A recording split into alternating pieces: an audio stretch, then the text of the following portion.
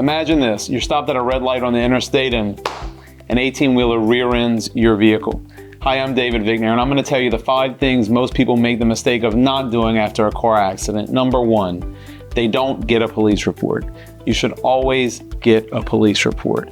Now, I know, for example, in Orleans Parish here in New Orleans, our municipality police department is notoriously slow and may take hours to get to the scene. And so many times people will skip the step because they are in a hurry or they have to get somewhere, and so they will not get that police report. I want to explain the importance of that police report and why you should wait and get it. That police report, while technically hearsay, meaning something that will not be admissible into evidence at trial if your case were to go to trial, is the first documentary evidence that the insurance company for the 18-wheeler that just rear-ended you to receive. And in many cases, the driver, not all, but in many cases, the driver who does rear-end you will admit to the police officer that they were looking down at their phone. Unfortunately, distracted driving is a large percentage of car accident claims here, or they didn't see you, or they couldn't brake in time. And so this can be the first admission that that other driver is at fault. You may think everybody is going to be honest and tell the truth, but unfortunately we're all humans, and sometimes there are other motivations which will affect somebody's opinions or what they will testify to later. And in this particular situations, unfortunately, 18-wheeler drivers are under a lot of pressure not to be in crashes. And so when they do have a crash on their record, it drastically affects their company's insurance rates and may imperil their job.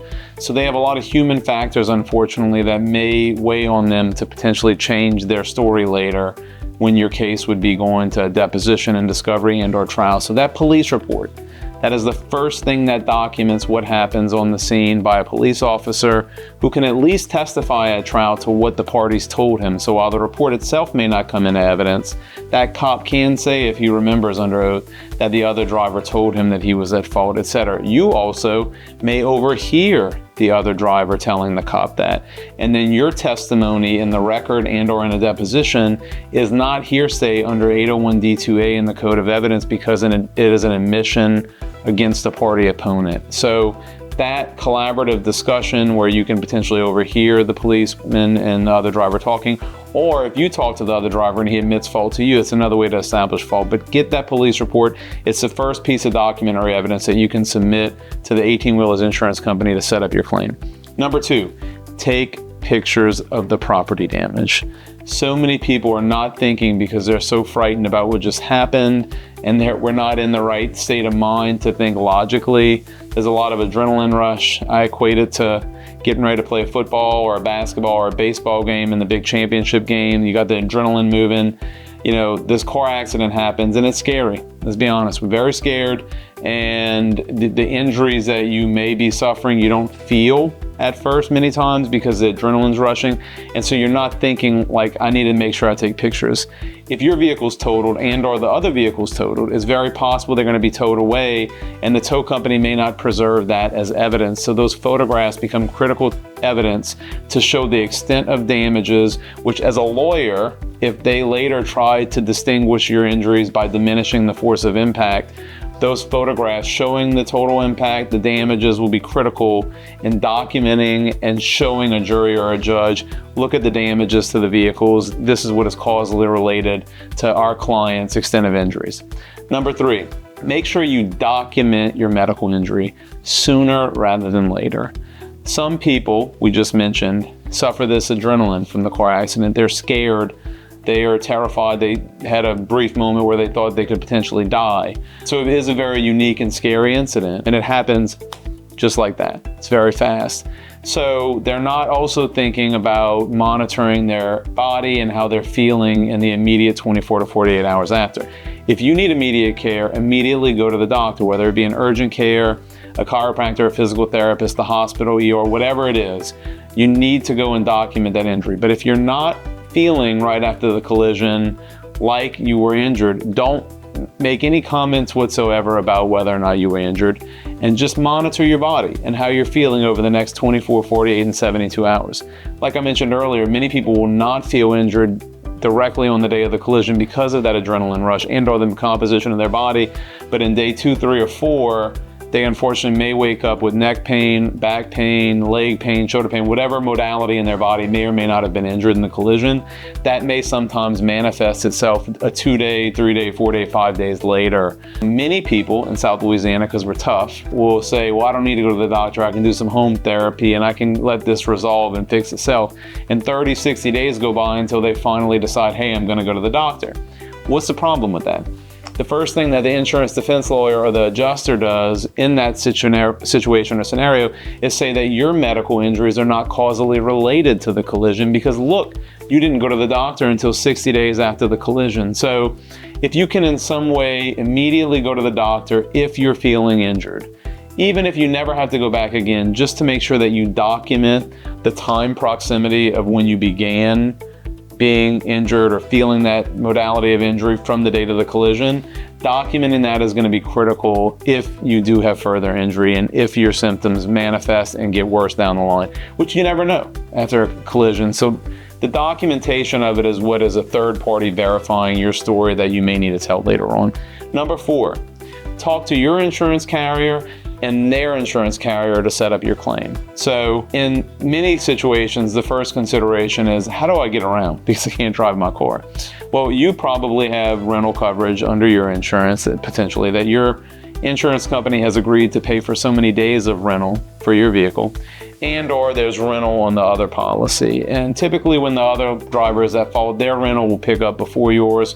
Or if your rental coverage pays for 2, 3, 4, 5, 6 days of rental until their carrier has the claim, they've assigned an adjuster, and that adjuster is going to come in and pick up the rental, they will just subrogate, meaning the other carrier is going to end up reimbursing your insurer for the rental costs that they've already put out because they're ultimately responsible to pay it. And so your carrier will just subrogate and make that claim against the other insurance for the other driver to be reimbursed for the rental they paid you. But you want to be thinking, how quickly can I make the other driver pay for rental? But in the interim, you need transportation. You need to get to work. You need to get your kids around, your family. You have things to do.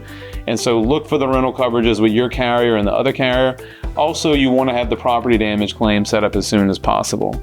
And the sooner it's set up, the better. We always like to say, you can absolutely talk to the property damage adjuster because the property damage adjuster is going to be the one who is limited to talking to you about property damages and facilitating which different car facilities they will allow you to take the vehicle to get estimates and approve payment for. And so you want to work with their adjuster who's going to be responsible for paying for your property damage. A lot of times they're too slow and our clients call us and say, hey, they're taking forever, what should I do? If you have collision under your coverage, we always advise clients, go ahead and tell your insurance company that you're going to get it repaired under your collision coverage.